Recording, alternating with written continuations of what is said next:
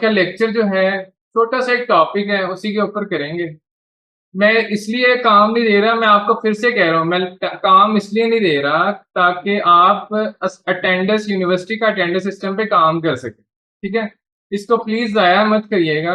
ये 2 दिन है हमारे पास। इसके बाद इस वीक में हमने जो नया प्रोजेक्ट करना है उसके बारे में भी डिस्कशन करूंगा। ठीक है, अब मैं थोड़ा सा प्रोजेक्ट जो इस वीक कराऊंगा ना उसका थोड़ा सा स्कोप कम कर दूंगा। ठीक है, ताकि हम थोड़ा सा ना, ये है कि एक वीक में कवर कर सकें। ठीक है, तो 3-4 दिन वैसे हमारे पास होते हैं। जैसे हमारी क्लास होती है वेडनेसडे को होती है।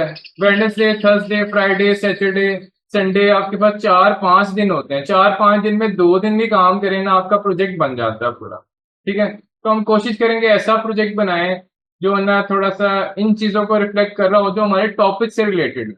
और जो चीज पढ़ो ना उसे जरूर इम्प्लीमेंट करके देखा करो उस प्रोजेक्ट के अंदर। ठीक है, तो यहाँ पे हम चलते हैं लेक्चर नंबर 11 के अंदर।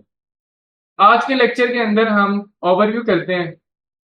तो सबसे पहले पढ़ना है एक्सेप्शंस होती क्या है जावा के अंदर, exception handling, types of exceptions, exceptions के कीवर्ड्स क्या हैं, सिनेरियोज इसके डिस्कस कर लेते हैं। कस्टम एक्सेप्शन कैसे बना सकते हैं। कस्टम कहते हैं खुद की एक्सेप्शन आपने बनानी। ठीक है, प्रोजेक्ट की डिस्कशन करेंगे। इस वीक में हमने कौन सा प्रोजेक्ट करना, तो मैं बता दूं कि हमने इस वीक के अंदर 2 टॉपिक कवर करने हैं। पहला टॉपिक होगा आपका एक्सेप्शन हैंडलिंग।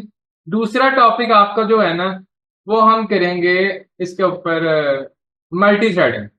ठीक है, मल्टी थ्रेडिंग करनी है।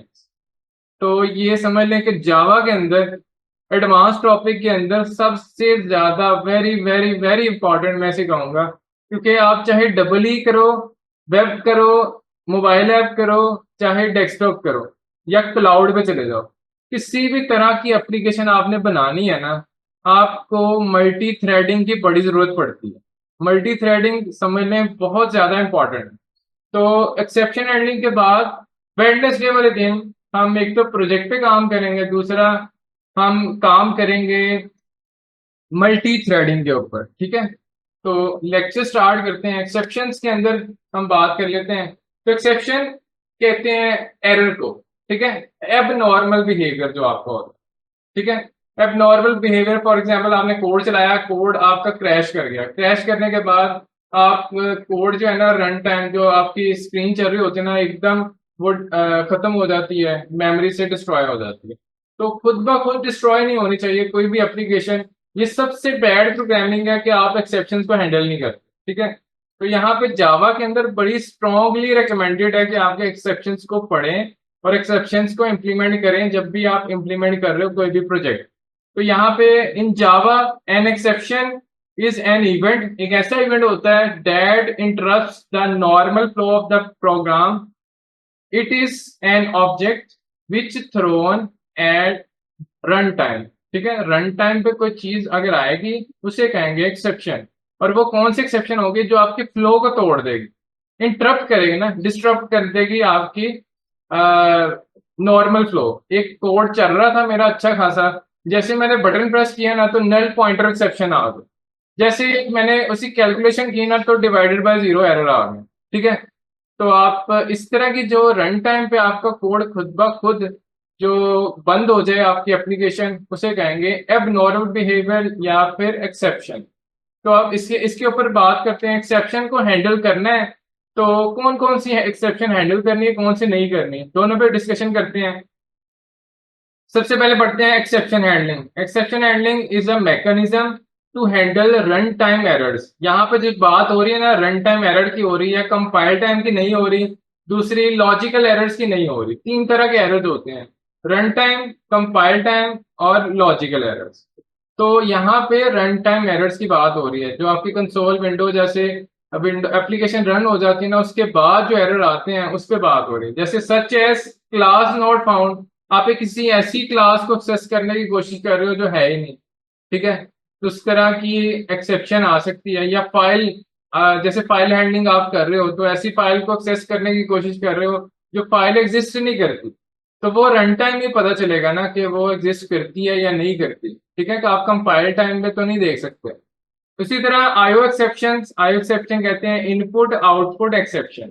उसी तरह एसक्यूएल एक्सेप्शन ये होती है कि आपने फॉर एग्जांपल कोई क्यूरी की, जब भी कोई क्यूरी करोगे, कोड चलाओगे तो रन टाइम में ही क्यूरी रन होती है। जैसे फॉर एग्जांपल डेटाबेस से मैंने कोई डाटा रीड करना है, इंसर्ट करना है, अपडेट करना है, कुछ भी करना है ना, तो मुझे क्यूरी करनी पड़ती है। और क्यूरी के लिए जो लैंग्वेज यूज होती है उसे कहते हैं एसक्यूएल। नेक्स्ट वीक के अंदर हमने डेटाबेस स्टार्ट कर देनी है, ठीक है। तो नेक्स्ट वीक हमारे पास डेटाबेस की तरफ जाएंगे, वहां हम एसक्यूएल क्यूरीज को भी देख लेंगे कि एसक्यूएल लैंग्वेज कैसे लिखते हैं, इसको जावा के अंदर कैसे कनेक्टिविटी करेंगे, उसके बारे में थोड़ा सा डिस्कशन होगा। तो नेक्स्ट वीक में इंशाल्लाह एसक्यूएल पे जाएंगे।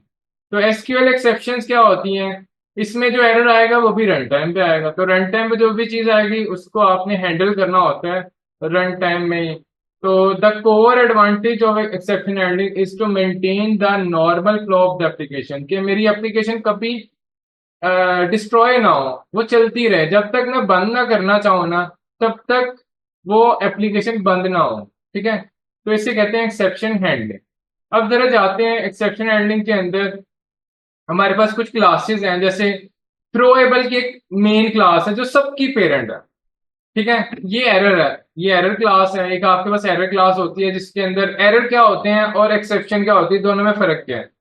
फॉर एग्जाम्पल कुछ ऐसे एरर्स हैं जो रन टाइम में ही आते हैं, जैसे स्टैक ओवरफ्लो। आपने कोई ना इंटीजर वैल्यू ली और इंटीजर के अंदर ना बहुत बड़ा नंबर ऐड कर दिया, बहुत बड़ा नंबर ऐड कर दिया, तो वो जो नंबर है ना, आपका रन टाइम में आपको एरर दे देगा कि ये ओवरफ्लो कर गया है। वो कैसे एरर देगा आपको, गार्बेज वैल्यू आ जाए, ठीक है। तो गार्बेज वैल्यू आपकी आ जाती है, लेकिन आपका कभी भी कोड जो क्रैश नहीं करता। हमेशा आपने देखा होगा कि जब माइनस में आपको वैल्यू शो करना शुरू कर देता है, माइनस में बहुत बड़ा सा नंबर शो करना शुरू कर देता है, जब भी आपका इंटीजर आउट ऑफ फ्लो हो जाता है या ओवरफ्लो हो जाता है, तो उसमें नंबर बड़ा सा आ जाता है, लेकिन कोड कभी क्रैश नहीं होता। हमेशा याद रखें कोड क्रैश नहीं होगा, ये क्योंकि ये काम ना कंपाइलर खुद ही कर लेता है। जो एरर हैंडलिंग है ना, वो वाला काम वो खुद ही कर लेता है। आपने जो काम करना है, रन टाइम पे जो एक्सेप्शंस आएंगी उसको सिर्फ हैंडल करना है जावा के अंदर। उसमें भी दो किस्म होती हैं, एक आपकी चेक्ड एक्सेप्शन होती है, अनचेक्ड एक्सेप्शन होती है। तो आपने सिर्फ अनचेक वाली एक्सेप्शन को हैंडल करना है। मैं यहाँ डिटेल में जरा डिस्कशन कर देता हूँ। तो ये कहते हैं कि एक्सेप्शन में हमारे पास फॉर एग्जांपल आईओ एक्सेप्शन आती है, एसक्यूएल एक्सेप्शन आती है, उसी तरह class not found, file not found, object not found, इस तरह की एक्सेप्शन आ जाती हैं। रन टाइम एक्सेप्शन में हमारे पास कौन कौन सी आती हैं, जैसे अरिथमेटिक एक्सेप्शन, जैसे डिवाइडेड बाय जीरो जो है वो अरिथमेटिक में आता है। नल, कोई पॉइंटर आपने ऐसा ऑब्जेक्ट को गेट करने की कोशिश कर रहे हो जो नल है, तो वो देगा नल पॉइंटर एक्सेप्शन। उसी तरह आपके पास नंबर फॉर्मेट एक्सेप्शन है, कि फॉर एग्जांपल एक इंटीजर है, इंटीजर में मैंने कोई वैल्यू सेट की, उसे स्ट्रिंग में कर दिया, फिर स्ट्रिंग से जब मैं इंटीजर में करूंगा ना, तो हो सकता है उसके अंदर नंबर ही ना हो, उसमें एबीसी पड़ा हो, या फिर उसके अंदर कोई ऐसी वैल्यू पड़ी हो जो इंटीजर ना हो, ठीक है, जो इंटीजर ना हो। इस तरह की जो एक्सेप्शन आएगी वो होती है नंबर फॉर्मेट एक्सेप्शन। उसी तरह इंडेक्स आउट ऑफ बाउंड, अगर मैं किसी अरे के 10 की अरे बनाई, उसके किसी 12वें एलिमेंट को एक्सेस करने की कोशिश कर रहा हूँ, तो उसे कहते हैं index out of bound exception, ठीक है। तो इस तरह की एक्सेप्शन को कहते हैं अरे इंडेक्स आउट ऑफ बाउंड। उसी तरह स्ट्रिंग के अंदर भी आ सकती है, तो उसे कहते हैं string index out of bound, ठीक है। अब इसे जरा डिटेल में, ये डायग्राम समझ ना भी आए तो कोई बात नहीं, यहाँ सिर्फ एक्सेप्शन की क्लासेस के नाम लिखे हुए हैं और एक हायरार्की बताई हुई है। यहाँ पे एक एरो लगा हुआ है, एरो बता रहा है कि इनहेरिटेंस हो रही है। ये एक्सेप्शन की जो क्लास है और जो एरर की क्लास है ना, उसका पेरेंट कौन है, थ्रोएबल, ठीक है, थ्रोएबल उसका पेरेंट है, और ये दोनों चाइल्ड क्लासेस हैं, ठीक है। सिर्फ ये चीज इसमें समझने वाली थी और कुछ भी नहीं। आगे चलते हैं, जावा के अंदर कितनी तरह की एक्सेप्शन आती हैं। तो वो कहते हैं मेनली टू टाइप्स की एक्सेप्शन होती है आपके पास, चेक्ड और अनचेक्ड। जो चेक्ड एक्सेप्शन होती है ना, ये नाम से भी पता चल रहा है, तो इसका मतलब ये हमेशा कंपाइल टाइम पे आएगी। ऐसी एक्सेप्शन जो कंपाइल टाइम पे आ जाए उसे कहते हैं चेक्ड एक्सेप्शन। इसे कौन चेक कर रहा होता है, कंपाइलर खुद ही चेक कर रहा होता है, और वो आपको ना प्रोग्राम चलने ही नहीं देगा, वो आपको चलने ही नहीं देगा जब तक उसे हैंडल ना कर लो। तो ऐसी एक्सेप्शन को कहते हैं चेक्ड एक्सेप्शन। ये भी हमने कोड इसका भी लिखना होता है और इसका भी लिखना होता है, दोनों का लिखना होता है। लेकिन ये जो है ये चेक्ड इसलिए है क्योंकि कंपाइलर खुद से मॉनिटर कर रहा होता है कि आपने कोड जो है इसके अंदर हैंडल किया है कि नहीं, ये एक्सेप्शन उसे कहते हैं चेक्ड एक्सेप्शन। मैं दोनों का भी डेमोस्ट्रेट भी करता हूँ। और अनचेक वो होगी जिसमें कंपाइलर नहीं चेक करता, वो कंपाइलर कहता है मेरी ये सरदर्द नहीं है, ये डेवलपर खुद ही चेक करेगा। ठीक है, उसे कहते हैं अनचेक एक्सेप्शन। ये हमने खुद हैंडल करनी होती है। ठीक है, तो लेट्स सी के आगे चलते हैं। चेक्ड एक्सेप्शन क्या होती हैं? Check exception are checked at compile time. Compile time पे कंपाइलर खुद ही रेड लाइन में एरर देना शुरू कर देगा कि ये काम पहले आप करो, फिर आप आगे जा सकते हो, वरना नहीं जा सकते। इसे कहते हैं चेक्ड एक्सेप्शन। ये कंपाइल टाइम पे आती हैं। फॉर एग्जांपल आईओस्ट्रीम में आप कोई फाइल को ओपन करके उसमें राइट करना चाह रहे हो या रीड करना चाह रहे हो, तो उसमें जो एक्सेप्शन आएगी उसे कहते हैं आईओ एक्सेप्शन। अगर किसी एसक्यूएल क्यूरी को आप कनेक्टिविटी करना चाह रहे हो ना डेटाबेस सर्वर के साथ, और वो कनेक्शन करने से पहले वो कहेगा पहले एक्सेप्शन को हैंडल करो। हो सकता है वहां पे जो डेटाबेस सर्वर है वो रिस्पॉन्ड ही ना कर रहा हो, तो उस एक्सेप्शन को आपने कंपाइल टाइम पे हैंडल करना है। उसी तरह क्लास नॉट फाउंड, ऐसी क्लास जो बनी नहीं, आप मुझे एक्सेस करने की कोशिश करोगे तो वो रन टाइम में ही आपको ना, कंपाइल टाइम में ही आपको ना, रन होने से पहले आपको ना रेड लाइन में शो कर देगा भाई ये क्लास एग्जिस्ट नहीं करती। ठीक है, उसी तरह इंटरप्टेड एक्सेप्शन, जैसे हमने थ्रेड डॉट स्लीप का फंक्शन एक यूज किया था, उसे कहते हैं इंटरप्टेड एक्सेप्शन। ये अक्सर यूज होती है आपके मल्टी थ्रेडिंग के अंदर। ठीक है, पैरेलल प्रोग्रामिंग या कंकरेंट प्रोग्रामिंग जो आपके पास होती है। ठीक है, तो लेट्स सी के आगे चलते हैं। अनचेक क्या होती है? अनचेक्ड एक्सेप्शन क्या होती है कि ऐसी एक्सेप्शन जो कंपाइलर नहीं चेक करता। ये कंपाइल टाइम पे चेक नहीं होती, बल्कि ये रन टाइम पे एक्सेप्शन चेक होती है, और कंपाइलर आपको कभी भी रिस्ट्रिक्ट नहीं करेगा।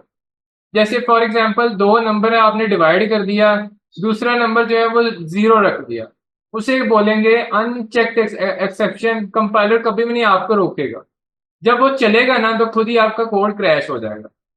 तो उसको आपने खुद हैंडल करना होता है। ठीक है, अगर कोई ऑब्जेक्ट है वो नल है, लेकिन कंपाइल टाइम पे वो एरर नहीं देगा, वो चलने देगा। जैसे ही आप उसे रन करोगे ना, तो फिर उसके बाद जब एरर आएगा तो उसे कहते हैं नल पॉइंटर एक्सेप्शन। अभी तीनों को हम एक एक बार देख लेते हैं। ठीक है, और भी कौन सी हैं वो भी देख लेते हैं। तो एक्सेप्शंस के कीवर्ड्स की तरफ चलते हैं। तो हमारे पास कौन कौन से कीवर्ड्स होते हैं, कैसे हैंडल कैसे करनी है एक्सेप्शंस को? तो 5 टोटल कीवर्ड्स हैं। तो पहले है ट्राई। ट्राई के अंदर क्या होता है कि हमेशा where we should place an exception code, अगर आपको लग रहा है इस कोड में एक्सेप्शन आ सकती है तो उसको आप ट्राई में लिखोगे। कैच में आप उसको लिखोगे जहां पे आपने एक्सेप्शन को हैंडल करना। फॉर एग्जांपल आपने, अगर एक्सेप्शन अगर होती है तो उस केस में आपने कोई मैसेज शो कराना है तो वो कैच में लिखोगे। ठीक है, तो ट्राई कैच, ये आपको थोड़ा सा आपको आइडिया होगा। अगर सी प्लस प्लस में किया होगा तो वो भी try catch same to same ही।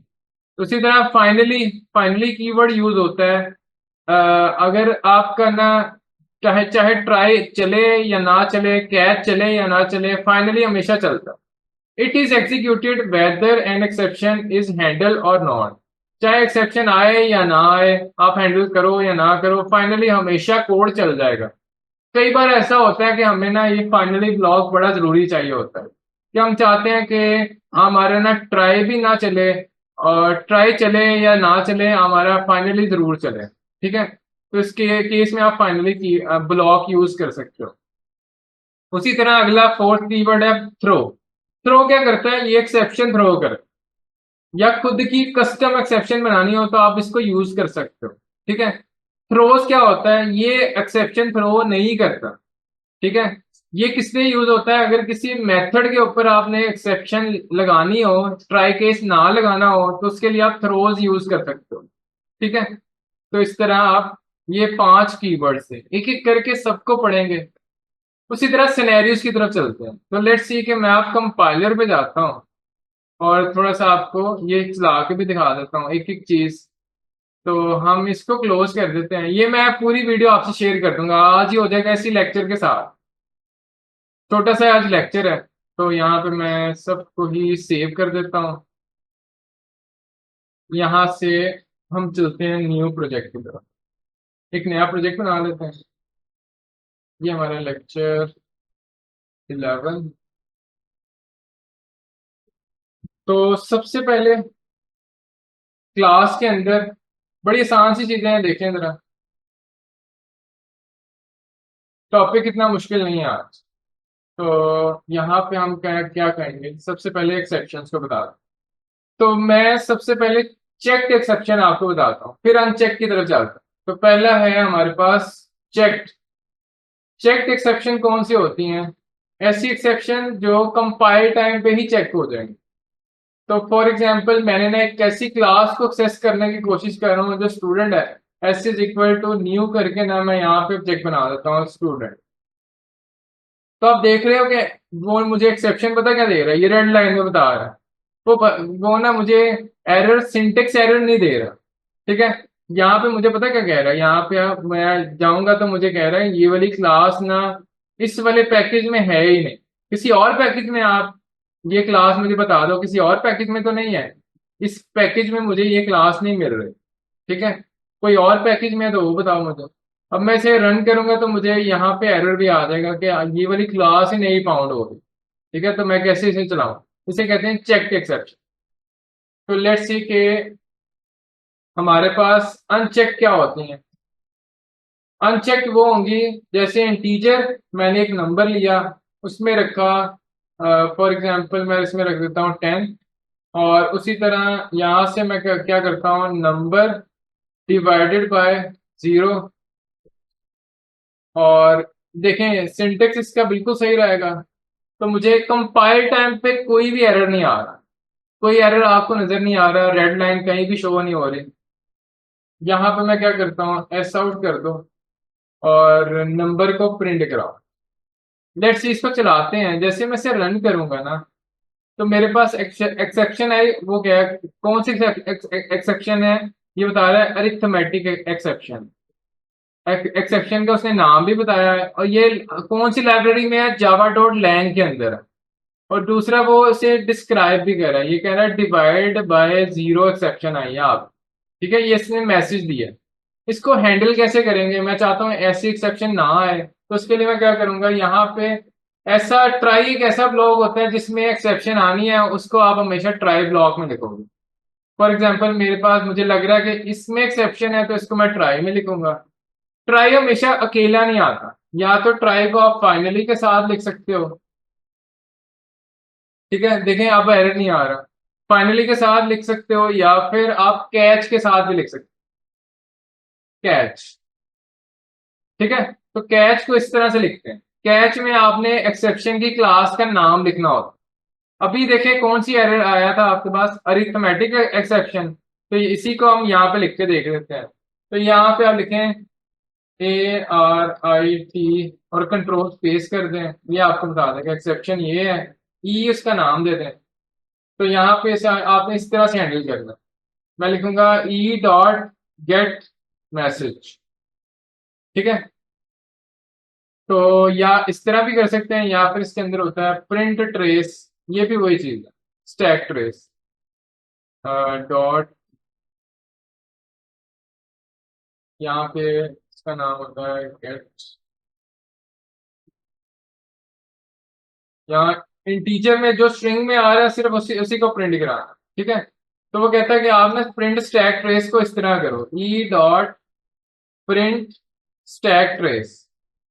वो कहता है ये वॉइड, इसकी रिटर्न टाइप देखे ना, इसकी रिटर्न टाइप क्या है, वॉइड। तो आप उसे सिस्टम आउट में नहीं लिख सकते। ठीक है। तो E dot print stack trace इस तरह से आप लिख सकते हैं। ये क्या करता है, ये भी सिर्फ प्रिंट ही कराता है और इसका कोई पर्पज नहीं।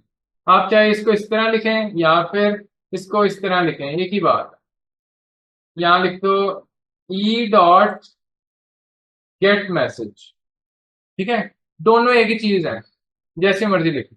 ठीक है। तो यहाँ पे मैं जब इस तरह लिखूंगा तो एक आपके पास ना और भी होता है, system dot e r r जो है ना, रेड कलर में आपका मैसेज प्रिंट करेगा। इसको भी मैं प्रिंट करा के दिखा देता हूँ। इसको बल्कि ऊपर ले जाते हैं, यहाँ थोड़ा आपको प्रिंट करा के दिखा दो। जैसे हेलो को अगर मैं आउट की बजाय ERR लिखूं तो ये मुझे कैसे शो करेगा, वो मैं आपको दिखाना चाह रहा हूँ। जैसे मैं इसको चलाता हूँ ना, तो मेरे पास देखें हेलो रेड कलर में आया। रेड कलर में अगर तो आपने कुछ भी कोई भी चीज प्रिंट करानी तो ERR लिखेंगे, ठीक है। तो यहाँ पे एक्सेप्शन कौन सी आई, डिवाइड बाय जीरो, यानी उसका मैसेज वो देख रहा है कि जो मैसेज है ना सिर्फ वही प्रिंट करा, ठीक है। अभी आपको ये भी चला के दिखा देता हूँ स्टैक ट्रेस कैसे आएगा। पहले जो आया था वो स्टैक ट्रेस ही था, अब वो भी शो करा के दिखा देता हूँ। ये स्टैक ट्रेस इस तरह से आता, ठीक है। तो आपको वो एक्सेप्शन लाइब्रेरी भी बता देता है, एक्सेप्शन क्लास बता देता है, फिर आपको मैसेज बता देता है, ठीक है। तो इस तरह से ये रन करता है। और फिर आपको लाइन नंबर बता देता है कि ये वाली फाइल है, इसके ये वाले पैकेज में ये वाली फाइल है, और इसके ये वाले मेथड के अंदर इस लाइन के अंदर एरर है, जावा की लाइन नंबर 9, ठीक है। तो यहाँ पे एरर है, वो आपको ये बता दें। जब मैंने पहले चलाया था कोड क्रैश कर रहा था, यहाँ पे कोड नहीं क्रैश कर रहा, आपका कोड चल रहा है, ठीक है। तो वैसे उसमें एक्सेप्शन आ रही है लेकिन कोड चल रहा है। अगर ट्राई और कैच हमेशा कैसे चलते हैं, ये इफ एल्स की तरह चलते हैं। जैसे इफ अगर चलेगा तो एल्स नहीं चलेगा, उसी तरह ट्राई चलेगा तो कैच नहीं चलेगा, कैच चलेगा तो ट्राई नहीं चलेगा, दोनों में से एक चीज चलेगी। लेकिन अगर मैं इसके साथ फाइनली लिख दूं, लेट्स सी कि मैं आपको फाइनली लिख के दिखाता हूं, ये है फाइनली। अब मैं आपको एक्सेप्शन के साथ दिखाता हूँ। अभी इसमें एक्सेप्शन आएगी डिवाइडेड बाय जीरो। तो जैसे मैं इसको चलाऊंगा तो ये हेलो वगैरह खत्म कर देते हैं, और ये वाला मैसेज मुझे चाहिए, ये नहीं चाहिए। अब जरा मैं आपको चला के दिखाता हूँ। तो ये मुझे बता रहा है डिवाइडेड बाय जीरो एक्सेप्शन आ रही है। अब कौन सा ब्लॉक चला है, ट्राई नहीं चला, कैश ब्लॉक चला, ठीक है। ट्राई ब्लॉक में तो हमने नंबर प्रिंट कराया हुआ था ना, तो नंबर तो नहीं प्रिंट हुआ, उसने मैसेज प्रिंट किया। तो ये आपके पास जो कैच चलाया उसने, उसके बाद उसने फाइनली चलाया। अगर मैं एक्सेप्शन ना इसमें आए, तो इसको मैं अगर 20 कर दूं, आप एक्सेप्शन तो नहीं आएगी ना।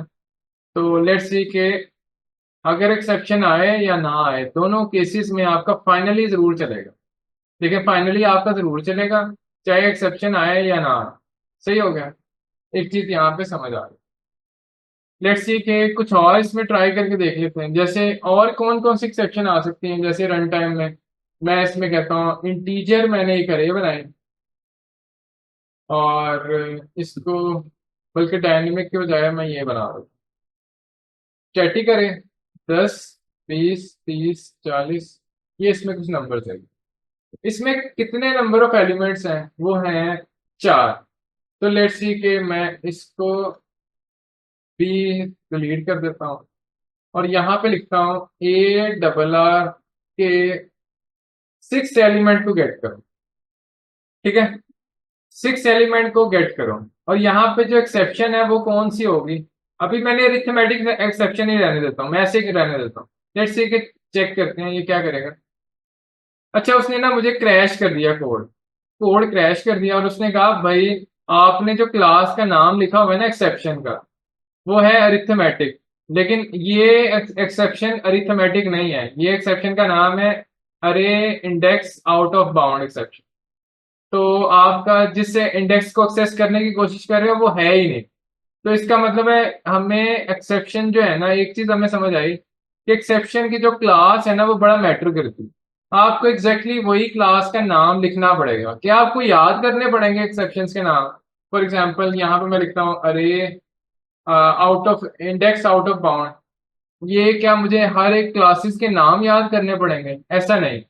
अगर आपको किसी भी एक्सेप्शन का नाम नहीं पता ना, तो हमें डायग्राम से पता चला था कि ये जो सारी एक्सेप्शन है ना, इसका जो पेरेंट है वो है एक्सेप्शन क्लास।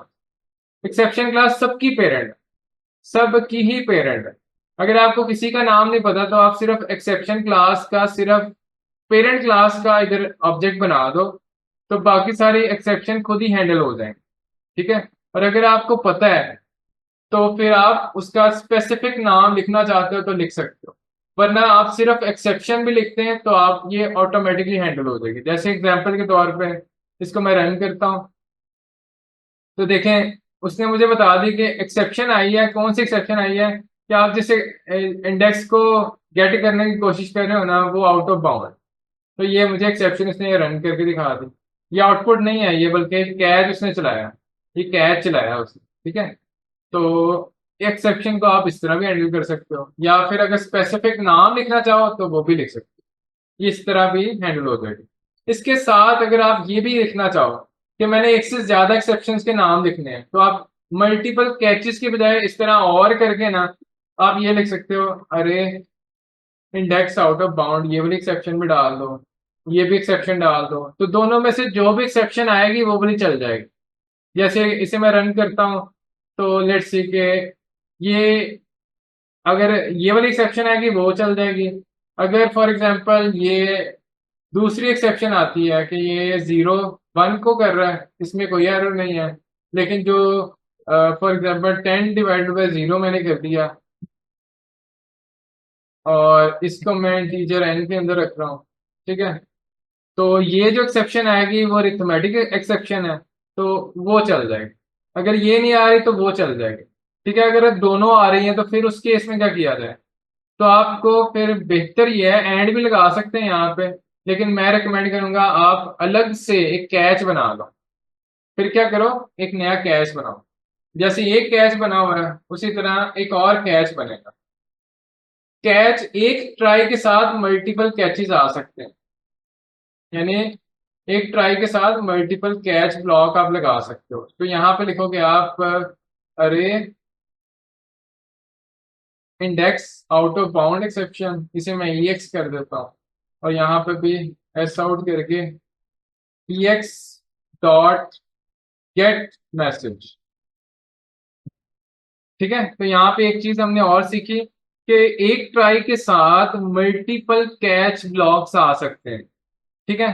तो अगर आपने बहुत सारे एक्सेप्शंस लिख ली, उसके बाद अगर आप कुछ ऐसी एक्सेप्शन है जिसके आपको क्लासेस के नाम नहीं पता, तो आखिर पे आपने एक्सेप्शन की पेरेंट क्लास का नाम लिख दिया।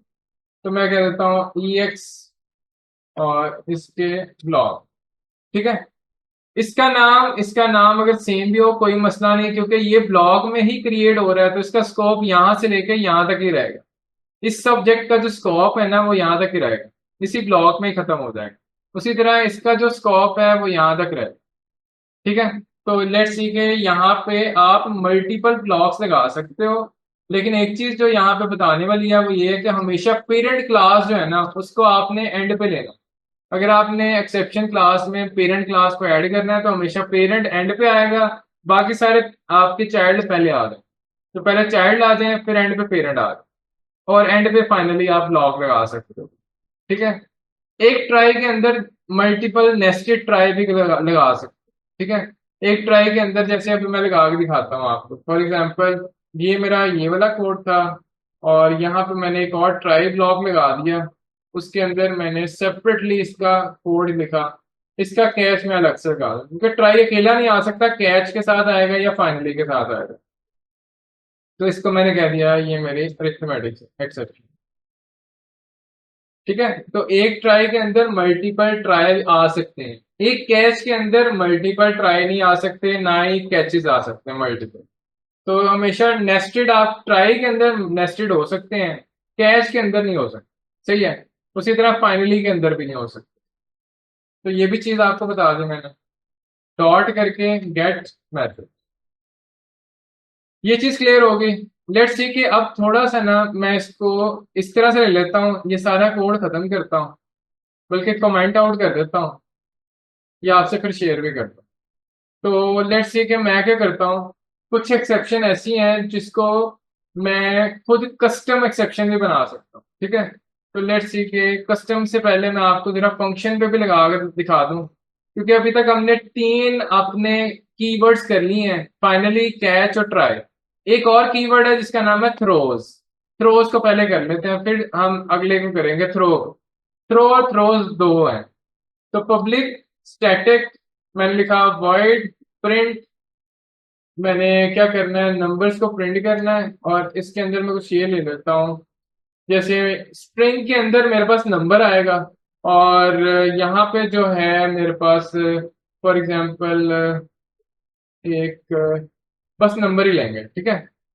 मैं सिर्फ ये करना चाह रहा हूँ, जो भी नंबर आए ना उसको आप स्ट्रिंग में है तो उसे स्ट्रिंग से इंटीजर में कन्वर्ट कर दो। तो इंटीजर मैं लिख लेता हूँ n1 इज इक्वल टू नम। अच्छा, नंबर से जब आप स्ट्रिंग से इंटीजर में करोगे तो उसके कोई भी तरीका आपको आता हो वो आप लगा सकते हो, जरूरी नहीं कि सारे मेथड ही मुझे याद होने चाहिए। जो सा तरीका आता है आप वो यूज कर सकते हो, ठीक है। बस प्रॉब्लम सॉल्व होनी चाहिए, ठीक है। तो मैं यहाँ पे कह देता हूँ पार्सेंट को यूज करते हुए आप क्या करो, स्ट्रिंग को इंटीजर में कन्वर्ट करो। तो यहाँ कौन सी एक्सेप्शन आएगी, जरा यहाँ पे देख लेते हैं। इसे कहते हैं नंबर फॉर्मेट एक्सेप्शन। एक ऐसी एक्सेप्शन जो अगर हो सकता है इसके अंदर जो है वो नंबर हो ही ना, इसके अंदर कोई ऐसी वैल्यू हो जो स्ट्रिंग हो, ठीक है। तो इस तरह का आप चीज जब इंटीजर में रखने की कोशिश करोगे तो वो एरर दे देगा रन टाइम। ठीक है, लेट्स सी, पहले एक्सेप्शन दिखाता हूँ फिर इसका कोड है, फिर इसको हैंडल भी कर। तो मैं क्या कहता हूँ, यहाँ से ना आप प्रिंट वाले को कॉल करो, प्रिंट वाले को कॉल करो और इसके अंदर आप पास कर दो फॉर एग्जांपल ABC। तो जैसे मैं यहाँ से नंबर जाएगा मैं इसे प्रिंट कराना चाह रहा हूँ, तो नंबर को आप क्या करो, N1 को प्रिंट करा दो, N1 को प्रिंट कराओ और साथ में फिलहाल अभी इतना करते हैं, ठीक है। फिर स्टेप बाय स्टेप में चलता हूँ। जैसे मैं इसे चलाऊंगा ना, देखें नंबर फॉर्मेट की एक एक्सेप्शन आ गई। एक्सेप्शन कहाँ पे आई है वो ये भी बताएगा, किस लाइन पे आई है, ठीक है। तो यहाँ पे बता रहा है कि मेरी ना लाइन नंबर 4 पे आपकी एक्सेप्शन है, ये देखें ये बता रहा है प्रिंट वाले आपके जो मसला है ना प्रिंट वाले के अंदर, और 11 वाली लाइन ने जो कॉल किया हुआ उसमें मसला है। तो जैसे मैं प्रिंट के 4 नंबर लाइन में जाता हूँ तो यहाँ वो कह रहा है ABC यहाँ पे मेरे पास आया था। जब आप ABC को नंबर में इंटीजर में कन्वर्ट करने की कोशिश करोगे तो एरर आएगा, सही है। तो वो आस्कीज में कन्वर्ट नहीं होगा। हाँ, करेक्टर होता फिर वो आस्कीज में कन्वर्ट हो जाता, लेकिन स्ट्रिंग कभी आस्की में कन्वर्ट नहीं होती। तो वो फिर आपको या तो खुद कोड करते एक एक करके उन्हें स्ट्रिंग से करेक्टर में लेके जाते हैं, फिर आप उसे इंटीजर में करते हैं, तो वो तो आप अलग से लॉजिक लगाते हो। लेकिन स्ट्रिंग एग्जैक्टली कोई ABC आपका इंटीजर में कन्वर्ट नहीं हो सकता है, एक्सेप्शन आ गए। तो इसको हैंडल करें, हैंडल कैसे करेंगे, हम थ्रोज को यूज करते हैं। तो मैं इस एक्सेप्शन का नाम भी आपको पता होना चाहिए, देखें नंबर फॉर्मेट एक्सेप्शन। मैंने ये भी कहा कि अगर नाम याद नहीं होते तो आप नाम को छोड़ें, आप सिर्फ पेरेंट क्लास का नाम लिख दिया करें, एक्सेप्शन, एक्सेप्शन का नाम जरूर आना चाहिए, ठीक है। तो यहाँ पे आप क्या करोगे, फॉर एग्जांपल मैं ना यहाँ पे थ्रोज को यूज करके दिखाता हूँ। तो आप लिखोगे थ्रोज और उसके साथ लिख दोगे नंबर फॉर्मेट जो भी एक्सेप्शन है, नंबर फॉर्मेट एक्सेप्शन, इस तरह करके लिख दो। जैसे मैं ये इस तरह लिखूंगा ना तो ये मेरी एक्सेप्शन। अब मैं ये हमेशा याद रखना कि जब ये एक्सेप्शन आती है ना, ये वाली एक्सेप्शन, तो वो खुद ब खुद हैंडल नहीं होगी। ये देखें अभी भी एरर आ रहा है। तो ये इसे कैसे हैंडल करेंगे, आप जब भी ये वाली एक्सेप्शन लगाओगे तो ये खुद ब खुद हैंडल नहीं होती, ठीक है। इसको आपको हैंडल करना पड़ता है, क्योंकि यहाँ पे हमने ये भी पढ़ा था, कीवर्ड के अंदर में जाऊं तो यहाँ पे लिखा हुआ था कि थ्रोज जो है ना, थ्रोज कभी भी आपकी एक्सेप्शन को थ्रो नहीं करता, सही है, बल्कि वो सिर्फ मेथड के साथ आप लगा देते हो जो स्पेसिफाई करता है कि ये वाला जो आप कॉल कर रहे हो ना मेथड, इसमें एक्सेप्शन है। और आप क्या करो, इसको हैंडल कर दो थ्रू ट्राई एंड कैच। तो यहाँ से मैं ट्राई कैच करके इसे हैंडल कर सकता हूँ, ठीक है। यहाँ पे मुझे अगर सिर्फ एक्सेप्शन भी लिख देता हूँ तो तब भी वो हैंडल होता है, ठीक है। अगर किसी मेथड के अंदर आप ट्राई कैच ना लगाना चाहो तो ये थ्रोज भी लगा सकते हो। थ्रोज फिर क्या कहते हैं, जब इसे आप कॉल करोगे ना, कॉल करते हुए यहाँ पे ट्राई कैच लगा दो, ठीक है, तो तब ये एक्सेप्शन हैंडल हो जाएगी। तो यहाँ पे मैं क्या करता हूँ कि एस आउट ई डॉट करके मैं यहाँ गेट मैसेज, अब मैं इसे चलाता हूँ, देखें। तो मेरी जो एक्सेप्शन थी ना वो कह रहा है फॉर इनपुट स्ट्रिंग ABC आपकी आ रही है, ठीक है, तो एरर है। या फिर इसे आप कस्टम भी एक्सेप्शन देना चाहो वो कैसे देते हैं उसकी तरफ अब आता हूँ। तो ये मेरी हो गई एक्सेप्शन, ठीक है। तो यहाँ से जब मेरा एरर आएगा तो थ्रोज जो है वो सिर्फ ये बता रहा है कि नंबर फॉर्मेट एक्सेप्शन है, उसको आपने हैंडल कैसे करना है वो यहाँ से आपने हैंडल करना। ठीक है। तो जब आप थ्रोस करते हो किसी को भी तो कॉल करते हुए ट्राई कैच आप लगाओ। ठीक है। थ्रोस का सिर्फ इतना यूज था। आगे चलते हैं जरा। फॉर एग्जांपल कस्टम आप एक्सेप्शन कैसे बना सकते हो। मैं क्लास बनाता हूँ फॉर एग्जांपल प्रोडक्ट की क्लास। पी कैपिटल रखते हैं, पासकल के इसमें से लिखते हैं। तो मेरे पास प्रोडक्ट की क्लास है। प्रोडक्ट की क्लास के अंदर कुछ मेरे पास स्ट्रिंग में उसका नाम है, प्रोडक्ट का नाम है और उसकी प्राइस है। मैं इसको कोई लंबा चौड़ा नहीं ले रहा, सिर्फ इंटीजर में कह देता हूँ फ्लोट के अंदर ना इसकी प्राइस। ठीक है। तो लेट्स सी के इसके मैं इंसर्ट कोड करके गेटर सेट बना देता हूँ। ये गेटर सेट आ गए और डिफॉल्ट कंस्ट्रक्टर वैसे ही बना होता है। ठीक है। तो इसको मैं ऐसे ही रहने देता हूँ। अभी ये क्लास में बस दो चीजें हैं और इसको जरा मैं अब कस्टम एक्सेप्शन से कैसे करूंगा वो जरा देख। तो मैं सबसे पहले एक नई क्लास बनाऊंगा। ठीक है। फिर से एक नई क्लास बनाऊंगा कस्टम बनाने के लिए, खुद की एक्सेप्शन बनाने। तो मैं ऐसे कहता हूँ कि प्राइस एक्सेप्शन। तो मैंने कहा प्राइस एक्सेप्शन के नाम से एक क्लास बनाओ खुद की। एक नई एक्सेप्शन में बनाने लगा हूं। कस्टम कैसे करें। तो मैं यहाँ पे करूंगा कि इसे ना एक्सटेंड्स कर दो। जो मेन चीज है ना वो यही पढ़ने वाली है। वैसे आसान से टॉपिक है, इतना मुश्किल नहीं है। या आपने इसे एक्सेप्शन क्लास से इनहेरिट कर दिया। ठीक है। जब आप इनहेरिट करोगे तो इसके अंदर ना एक आपने लगाना है प्रिंट में प्राइस। इसका कंस्ट्रक्टर बना देना है डिफॉल्ट। डिफॉल्ट कंस्ट्रक्टर मैं जनरेट करता हूँ यहाँ से एक्सेप्शन और ये क्रिएट हो। जैसे ये क्रिएट होगा इसमें हम क्या पास करेंगे, मैसेज पास करेंगे। स्ट्रिंग टाइप का एमएसजी मैसेज पास करोगे और मैंने एक ओवरलोडेड कंस्ट्रक्टर बना दिया। अब आपने क्या करना है, इसको सुपर करके ना यहाँ पे ये करना है सुपर, यानी एक्सेप्शन की क्लास का जो कंस्ट्रक्टर है ना उसको जरा जाकर देखो।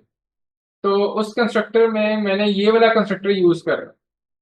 ठीक है। ये वाला कंस्ट्रक्टर क्या कर रहा है, मैसेज पास करूंगा तो वो वाला मैसेज आगे सुपर को पास कर रहा है। तो सुपर की जो क्लास है ना वो है थ्रोएबल। थ्रोएबल की जो क्लास है उसको भी आप देखना चाहो देख सकते हो। वहां पे क्या कर रहा है, वो जो मैसेज होता है ना रिसीव, उसके अकॉर्डिंगली वो आपको गेट मैसेज जो आपका आता है ना उसके अंदर वो मैसेज को सिर्फ डिस्प्ले करा दो। ठीक है। लेट्स सी के मैं इसको जरा करके दिखा दो। तो इसमें हमें सिर्फ स्ट्रिंग टाइप का मैसेज पास करना है और सुपर का कंस्ट्रक्टर कॉल कर। जैसे सुपर का कंस्ट्रक्टर कॉल हो जाएगा तो मेरी ये कस्टम एक्सेप्शन बनाने का तरीका बता रहा है। ठीक है। अब मैं क्या जाऊंगा यहाँ से प्रोडक्ट की क्लास में। तो प्रोडक्ट की क्लास में जाकर मैं यहाँ पे जो सेट प्राइस है ना, जहाँ पे सेट प्राइस हो रही है तो यहाँ पे मैं पहले चेक करूंगा इफ अगर तो मेरी प्राइस ग्रेटर देन 0 है तो क्या करो इसके अंदर प्राइस सेट कर दो। एल्स केस में क्या करो, एल्स केस में न्यू करके ना आप क्या करो प्रोडक्ट एक्सेप्शन और न्यू करके प्रोडक्ट एक्सेप्शन बनाओ और इसका मैसेज पास कर दो। तो एरर वो खुद ही थ्रो कर दे। ठीक है। तो यहाँ पे वो एक्सेप्शन कौन से थ्रो करेगा, यहाँ पे हम लिख सकते हैं कि आप एक्सेप्शन दो price should be greater than 0।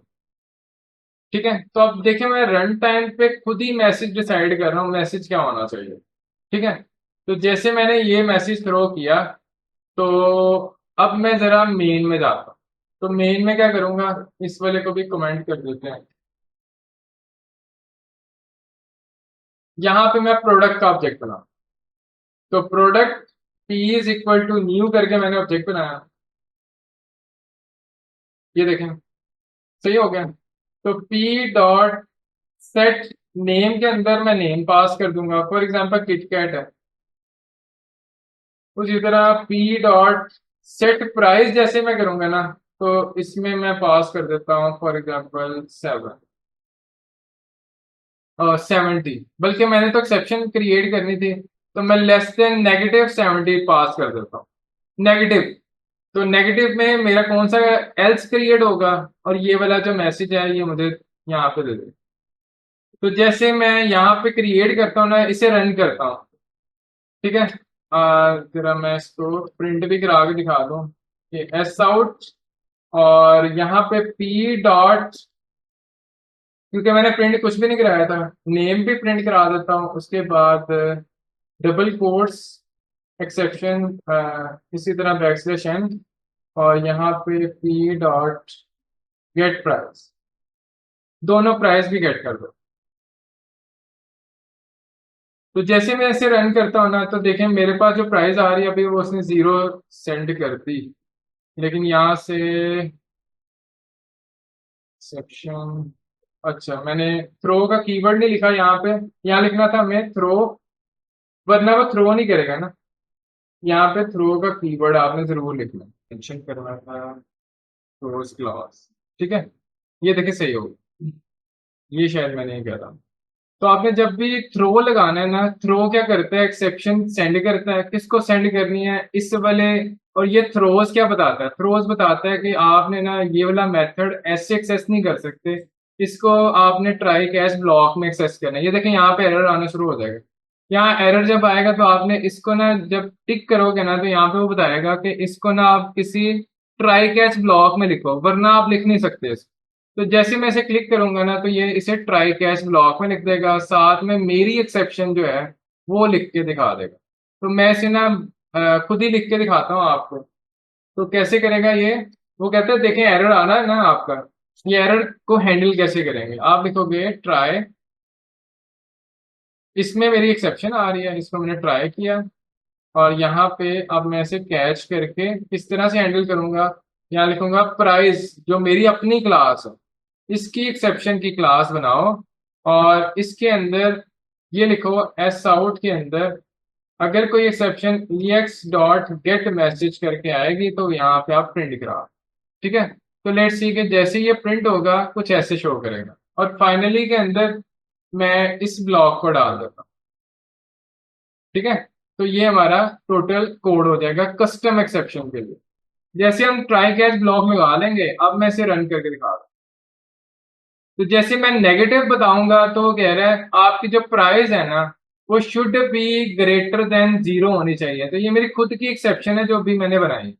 ठीक है, खुद की एक्सेप्शन बनाने का तरीका मैंने आपको बता दिया। तो लेट्स सी के हम इसको अगर पॉजिटिव वैल्यू देते हैं तो फिर तो कोई एक्सेप्शन नहीं आनी चाहिए। अब उसको भी चेक कर लेते हैं। तो अब देखें कोई एक्सेप्शन नहीं आ रहा। एक्सेप्शन तभी आएगी जब आपकी वैल्यू जो है वो नेगेटिव में चला जाती है। ठीक है, तो ये वाली लाइन भी अगर मैं यहाँ पे ले आऊं और फिर इसको नेगेटिव देने की कोशिश करूं, तो अब देखें कुछ भी शो नहीं करेगा। ठीक है, वो एक्सेप्शन शो कर रहा है। इसको भी अगर आप जब प्रिंट कराएं तो ई आर आर में प्रिंट करा दें, ताकि रेड लाइन में जरा आपकी शो हो जाए रेड कलर में, तो पता चले ये एक्सेप्शन आ रहे हैं। ठीक है, ये बेटा ओवरऑल जो हमारा ना एक्सेप्शन हैंडलिंग का टॉपिक था ना वो यही तक था।